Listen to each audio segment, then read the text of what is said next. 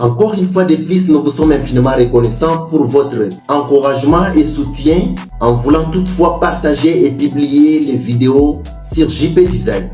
On se retrouve aujourd'hui encore une fois de plus pour une œuvre de grande envergure qui n'est rien d'autre que celle qui parle d'une thématique très importante que vous ne devriez pas ignorer. C'est laquelle?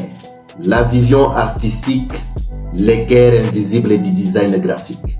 La vision artistique, c'est l'œil qui crée, l'âme qui voit, et au-delà même du pinceau, il y a l'art de la vision. Bonjour à toutes et à tous, chers passionnés de création.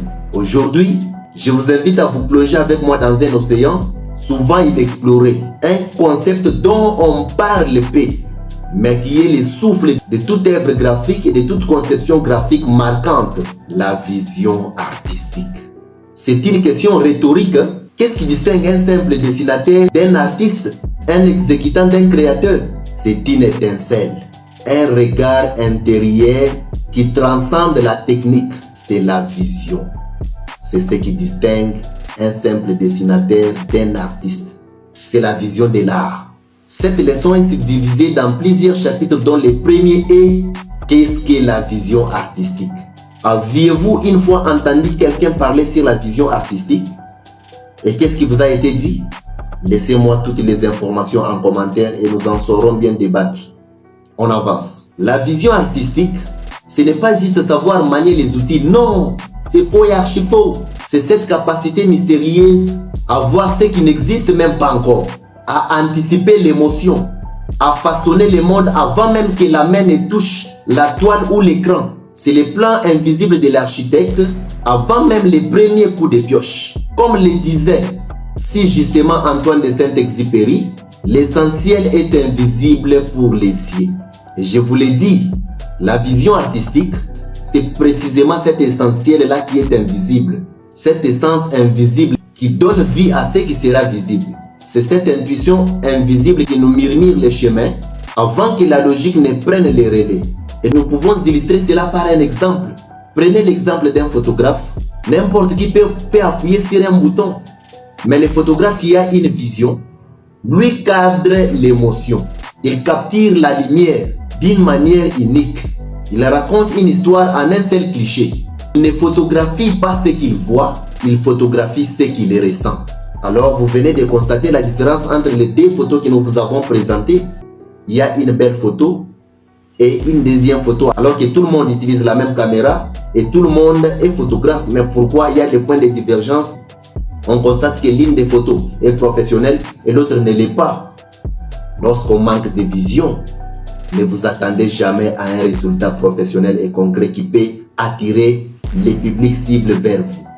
Alors nous venons de finaliser avec les premiers chapitres. Si vous voulez approfondir sur cette leçon, la vision artistique, alors n'hésitez pas à suivre notre canal de formation payante et vous aurez toutes les formations en format vidéo dans le site web de formation JP Design.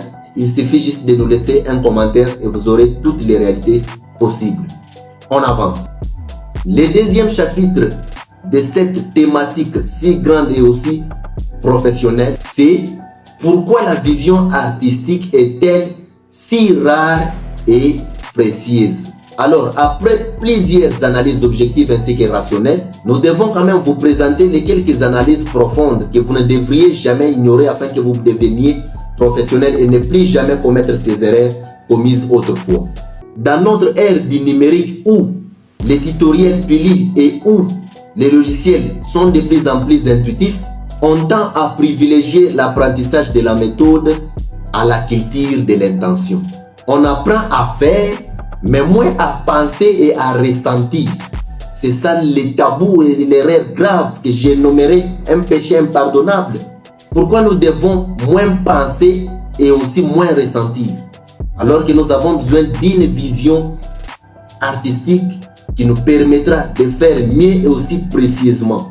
Léonard de Vinci, ce géant dont l'esprit était un véritable cosmos, affirmait que la peinture est une poésie muette.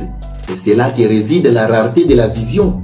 Parce que la vision est cette poésie-là, silencieuse que seul l'artiste véritable peut écrire avec ses formes et ses couleurs.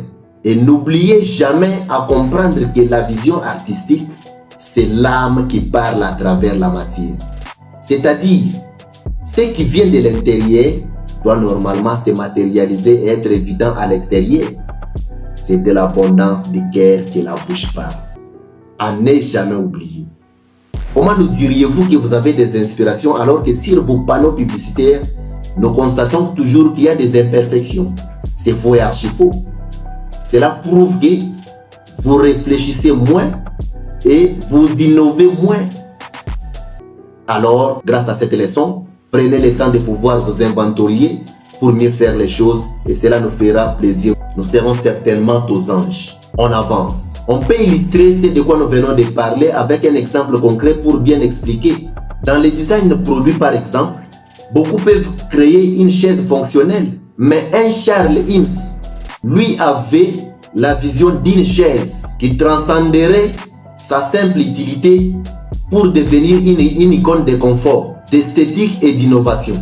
Il voyait le futur du design domestique. Sa chaise n'est pas juste un objet, mais c'est une déclaration. Alors le troisième chapitre ici, c'est vraiment la chose très capitale que vous ne devriez jamais ignorer. Comment cultiver sa vision artistique? Vous avez déjà eu à comprendre c'est quoi une vision artistique? Pourquoi est-elle si précieuse et aussi agréable et importante dans la conception graphique? Et nous devons maintenant savoir comment cultiver cette vision.